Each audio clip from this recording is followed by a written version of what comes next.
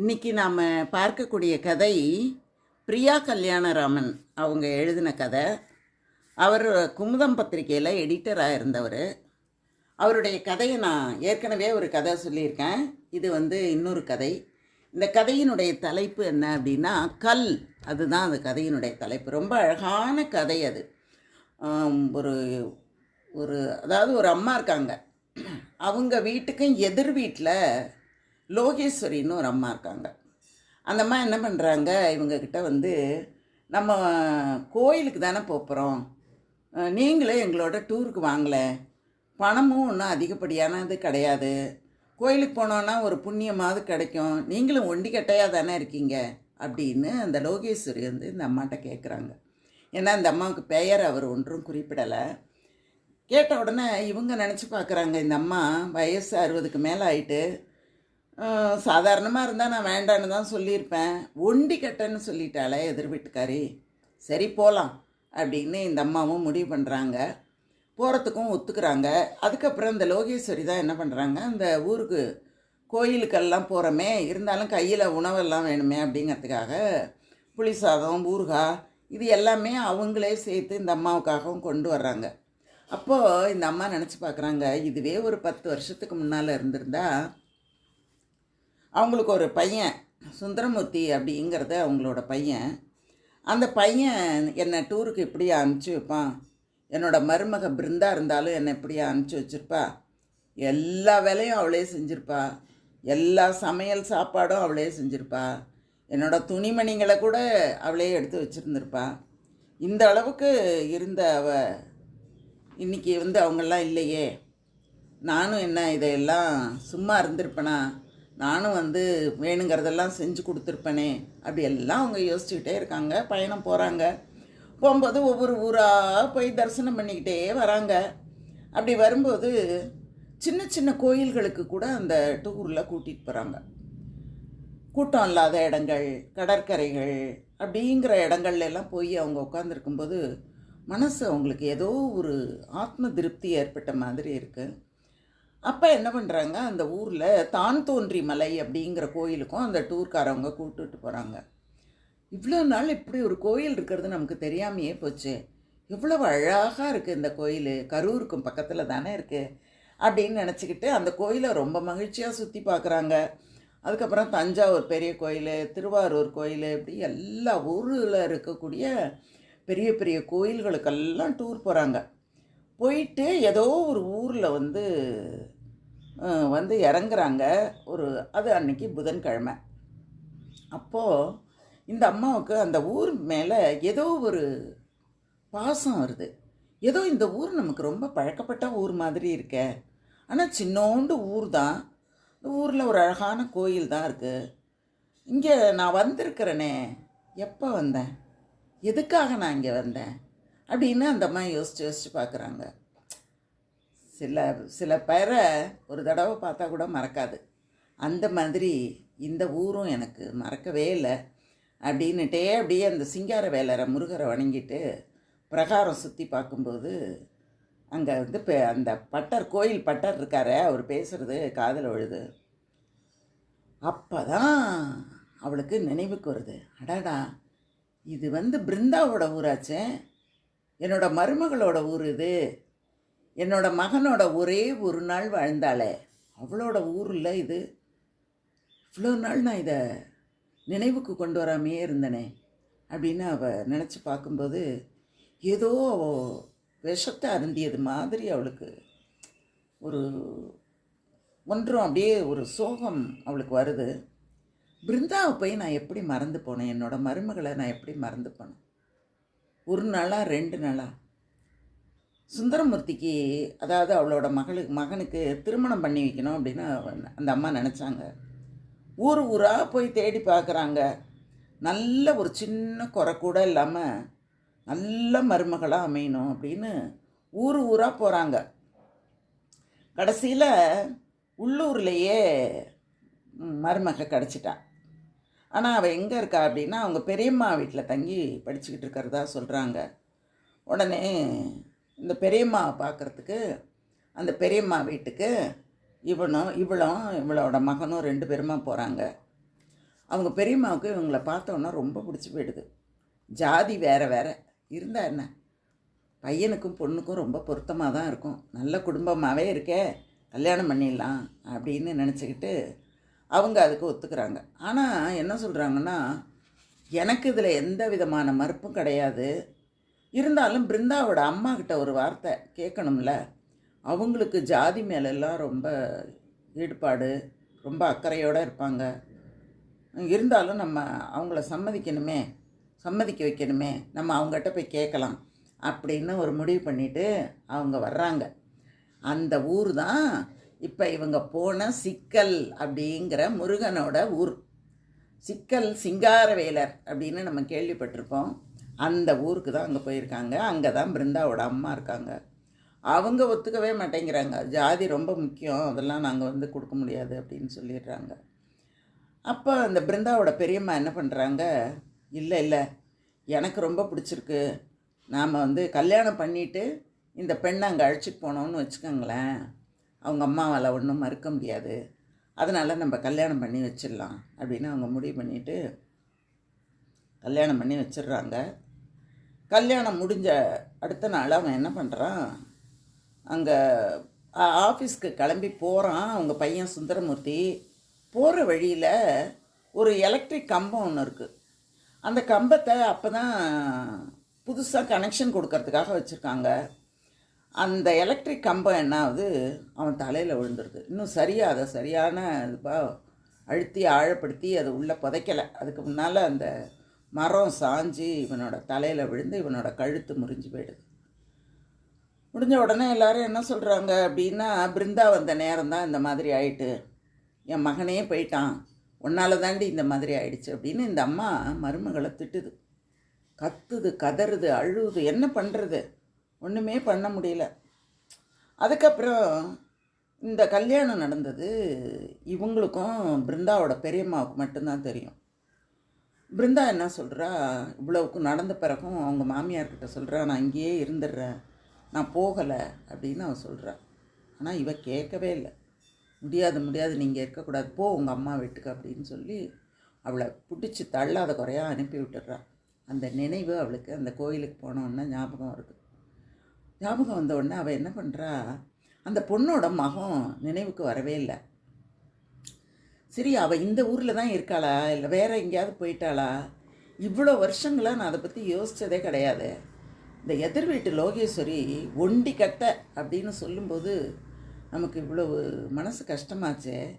இந்த பிருந்தா கல்யாணம் ஆன அடுத்த நாளே கணவன் இழந்து அவள் இந்த மாதிரி வந்துட்டாளே, அவள் எவ்வளோ கஷ்டப்பட்டிருப்பா. என் மனசு மாதிரி தானே அவளுக்கும் இருந்திருக்கும். ஆனால் நான் அவளை பற்றி ஒரு நாள் கூட நினச்சி பார்த்ததே கிடையாது. என் மனசில் இருந்து அந்த பிருந்தாவை நான் விலக்கிட்டனோ, விலக்கப்பட்ட என்னோடய மனசுக்குள்ளே தான் அந்த பிருந்தா இருந்தாலோ, எப்படி இருந்தாலும் என்னோடய மனம் ஒன்றும் பெரிய சுத்தமான மனசு இல்லை. நான் வாழ்ந்துட்டேன், ஆனால் அவள் வாழவே இல்லையே, அவளை பற்றி நான் ஏன் நினைக்காம போனேன் அப்படின்னு அவன் நினச்சிக்கிட்டு அப்படியே நடந்து போகிறா. அந்த பிரகாரத்தை அப்படியே சுற்றி வந்துக்கிட்டு இருக்கும்போதே அந்த மருமகள் நினைவு வந்த உடனே அந்த லோகேஸ்வரிக்கிட்டேருந்து கொஞ்சம் விலகி அந்த ஊருக்குள்ளே போக ஆரம்பிக்கிறான். ஊருக்குள்ளே அப்படியே தேடிக்கிட்டே போகிறவ அந்த பிருந்தாவோட பேரை சொல்லி ஒவ்வொரு இடமா விசாரிச்சுட்டு போய் ஒரு இடத்துக்கு போயிடுறா. போன உடனே வீட்டுக்குள்ளார பிருந்தா என்ன பண்ணுறா, காப்பி ஆற்றிக்கிட்டு இருக்கிறபடி இருக்கா. அவளை இவளுக்கு நல்லா அடையாளம் தெரிஞ்சிருச்சு. தெரிஞ்ச உடனே அவள் நர்ஸு உடையிலையும் இருக்கா. அந்த பிருந்தா நர்ஸு உடையிலையும் இருக்கா. நீ பிருந்தா தானே அப்படின்னு அந்த அம்மா கேட்குது. ஆமாம், நீங்கள் யார் அப்படின்னு பிருந்தா கேட்குறா. என்ன தெரியலையா? தெரியலையே, யார் நீங்கள் அப்படின்னோடனே, 10 வருஷத்துக்கு முன்னாடி உன்னோட இந்த நிலைமைக்கு நான் தான் காரணமாக அமைஞ்சிட்டேன். உன்னோட மாமியார் தான்மா நான். என் பையனோட நீ ஒரே ஒரு நாள் தான் வாழ்ந்திருக்க. என் பையன் சுந்தரமூர்த்தி ஞாபகம் இருக்கா அவனுக்கு? அவனோட அம்மா தான் நான். இவ்வளோ நாளும் உன்னை நான் பார்க்க வராமையே இருந்துட்டேன், என்னை மன்னிச்சிருமா, நீதாம்மா என்னோட மருமகள் அப்படின்னு சொல்லிக்கிட்டே அப்படியே நிமிர்ந்து பார்த்தா எதுக்கு ஒரு ஃபோட்டோ இருக்குது. அதில் 2 குழந்தைங்களோட பிருந்தா ஒரு ஆளோட நிற்கிறா. உடனே இவளுக்கு ஒரு ஷாக் அடித்த மாதிரி ஆயிடுது. ஐயோ, பிருந்தாவுக்கு கல்யாணம் ஆயிடுச்சா அப்படின்னு அவள் யோசிக்கும்போது பிருந்தாவை நகர்த்திக்கிட்டு ஒரு ஆள் வராரு. யாருன்னா அவள் தான் பிருந்தாவோட கணவன். அவர் இவளுக்கு உடனே பகீருங்குது. ஐயோ, நான் என்ன காரியம் பண்ணிட்டேன், இவ்வளோ நாள் கழித்து நான் இதுக்கா இங்கே வந்தேன், என்னோட பையனோட அவள் கல்யாணம் பண்ணிக்கிட்டாளே தவிர இவ என்ன பெருசாக அவனோட வாழ்ந்துட்டா.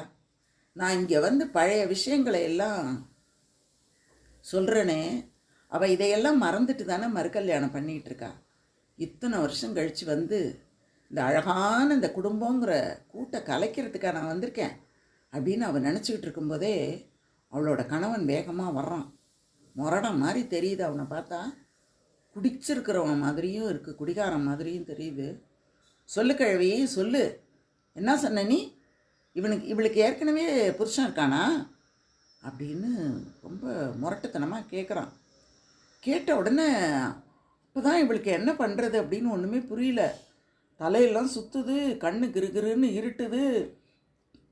என்னென்னு இல்லாமல் ஒரு நிமிஷத்தில் எல்லாத்தையும் கொட்டிவிட்டனே அப்படின்னு அப்படியே ஒரு அதிர்ந்த நிலையில் இருக்கும்போது மறுபடியும் அவன் கேட்குறான், சொல்லு கிழவி, சொல்லு அப்படின்ன உடனே அவளுக்கு டக்குன்னு ஒரு யோசனை வருது.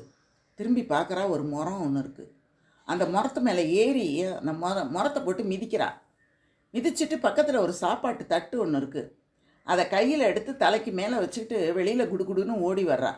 எதுக்கு ஒரு பொண்ணு ஓடி வரும்போது அந்த பொண்ணை என்ன பண்ணுறா, அந்த தட்டோடு தட்டை மட்டும் தூக்கிட்டு ஓடுறா.